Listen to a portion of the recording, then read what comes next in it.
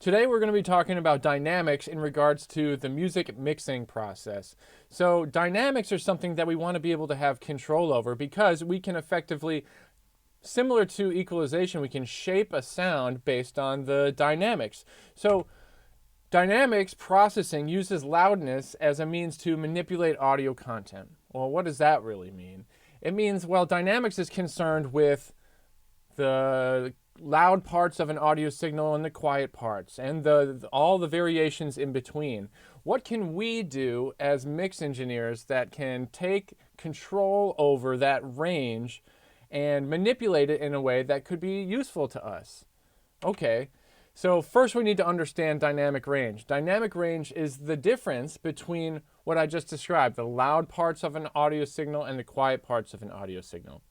Now this comes into play pretty obviously when we think about genres of music. So if you're thinking about music mixing, certain genres contain a lot more dynamic range than others. Think, for example, about like an orchestra.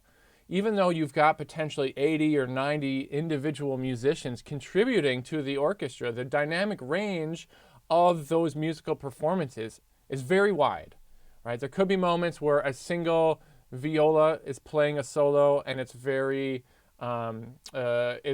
written or conducted in a way that's very, very quiet, right, and delicate. But at the same time, a few minutes later, there could be a moment when there's 90 musicians playing all the instruments just as loudly as possible. And part of the special nuance of that genre of music, classical music, is that wide range of dynamics. Not so much when you think about something like club dance music, right? It's always kind of loud all the time. So we need to be, as mixing engineers, we need to be cognizant of the type of music that we're working with and understand what type of dynamic range necessarily fits or is appropriate for that genre, and how can we then apply this control over dynamic range to individual components of the mix to potentially bring them out, make them stand out, emphasize them, or allow for some dynamic range in the music, allow for an opportunity for that music to breathe. So again, we're using dynamics as like a method in which we can manipulate audio. One of the tools that we use, or one of the ways that we approach using dynamics as a tool for mixing, is gating. What gating does is it says, well, we're going to block an audio signal as long as it's below a certain threshold, right? So if we all know that maybe let's think of an electric guitar. An electric guitar might have a little bit of like fuzz or feedback coming from an amplifier or something like that, even when the musician is not playing. But if we set a gate at a certain volume level and then say, well, the actual fuzziness of the guitar when it's not playing, that's down here. So effectively, it's not reaching the threshold of the gate, so we're actually going to block it out completely and call it silence. Right. Only when the musician is actually strumming the guitar does the sound from that amplifier pass the threshold, and then the gate opens and allows that to come through. So in music mixing, we can use gating as a method to clean up audio signals, block out the unwanted sounds when there's not something very, very specific happening that we want to make sure passes through the gate. Now, the example that I just gave about the electric guitar sort of shows you, it demonstrates the process of gating as the audio signal begins. But also, you have to think that an audio signal has a beginning, and then it's got like a sustain, and it's also got an ending too. So think, for example, of a snare drum. After you hit the snare drum, it's the original attack that really makes the sound. And it will likely open up a gate and allow that sound to be heard because it's so loud immediately. But it oftentimes will have some sort of reverberation, right? Some sort of tail, the actual snares underneath the drum still rattling after the strike has happened. We can use a gate to eliminate some of that like extraneous rattle or that sort of that tail that hangs on after the instrument has actually been struck. So we can use a gate. You can think about it to prevent unwanted sounds both on either side of the actual intended sound that you want. And then, of course, you can get into lots of interesting sort of effects like gated reverb to get sort of special effects. You can use gating in other circumstances to, like, say, a vocal performance to eliminate the breath noise that is maybe potentially happening in between moments when the vocals are actually, really singing the lyrical content. So gating is a dynamics process that actually has lots of different uses. Now, compression is the big one. This is probably the audio tool that I think of the most. Compression is going to analyze a piece of recorded audio and determine that dynamic range, the loud parts and the quiet parts. But what compression does is it acts as a form of automatic volume control. And sort of the opposite way that a gate works, we set a threshold, right, a volume level that we determine, the mixing engineers, and anytime an audio signal passes that threshold, a compressor is going to squish down those peaks, those loud spots, and put them more in line with the quiet parts. So when you use a compressor, the initial reaction to your audio signal is going to be a quieter signal. But really what it's doing is it's taking those quiet parts and then it's taking the loud parts and squishing them closer in relationship to the quiet parts. Okay? So why is that useful? Yes, the initial reaction is going to be a quieter sound, but really what we're doing is creating a sound that can be more full, because once we create that new relationship, we can add what's called makeup gain and move that relationship up in relationship to each other.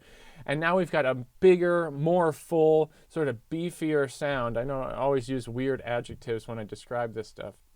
But that allows us to take something that's a more nuanced performance, like, say, lyrical content or vocal performance or something like that, even out the audio signals, right? Make it more consistent, and also potentially beef it up a little bit so it sounds more full and can cut through the mix on top of all the other instruments that are included.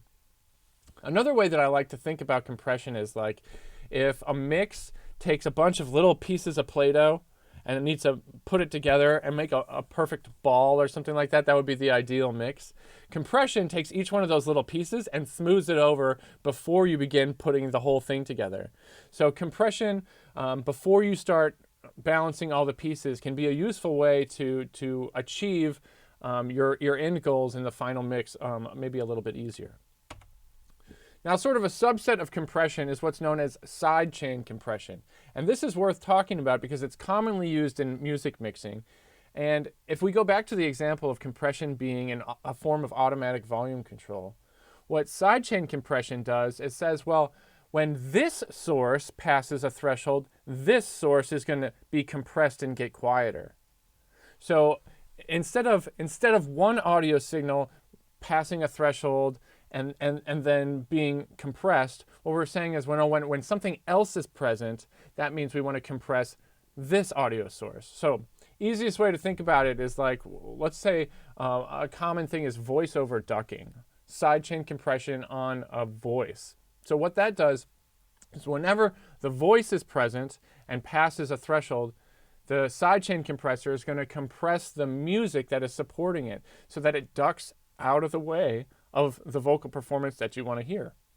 In music mixing, we see this happen all the time with different sound sources that potentially mask each other because they contain the same frequency content. So think, for example, about a bass guitar playing some groovy bass licks and a kick drum. All right, if the bass is constantly moving around and playing notes and things like that, those low frequency sounds might sort of mask the intensity of the kick drum that we really still want to feel, so we can feel the groove of the song, right? So what we do is we use sidechain compression on the bass so that whenever the kick drum is present, the bass slightly ducks out, just giving a little bit of space to the kick drum so we can still really feel it cut through. So sidechain compression is a form of automatic volume control where something else, a different sound source, determines when the intended sound source begins being compressed. Limiting is an interesting form of dynamics control. It's basically a compressor with a ratio of infinity to 1. So instead of having a threshold where once audio has passed a threshold, then a compressor is going to begin, limiting says, well, that threshold is going to turn into a ceiling, and we're going to say no audio can ever pass this spot. So we often find that limiting is used at the end of a signal chain so that we can maximize the overall volume of something. It might be an individual element, or it could be a final mix or a stereo bus or something like that. So some of the words that I've been throwing out here, just to make sure that we cover these again so you best understand these things. The parameters on different dynamics processors you're going to hear a lot are threshold, ratio, and makeup gain. The threshold I always think of as an imaginary line that represents volume. The mixing engineer determines what that imaginary line is, or what volume it's going to be set for, and it's going to determine at what point does the dynamics processor begin working, right? Threshold on a gate means, well, the gate is going to remain closed and cause complete silence on an audio track until the audio signal passes the threshold, at which point the gate opens and we hear the sound. Threshold on a compressor is going to say, until the threshold is reached, nothing really happens. But once the audio signal passes the threshold, the compressor is going to start doing its job, squishing the loud parts closer in relationship to the quiet parts.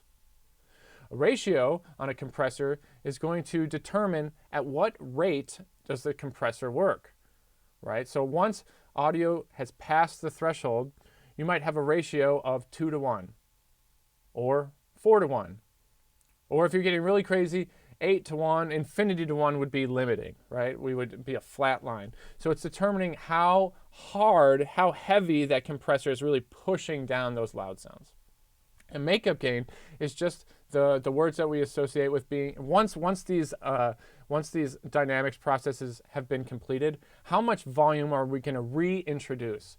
Now that we've compressed something and made it quieter, we might want to add makeup gain to bring it back up to where it started, only with a new relationship in dynamic range. So there's an overview of dynamics and how we use it in the music mixing process.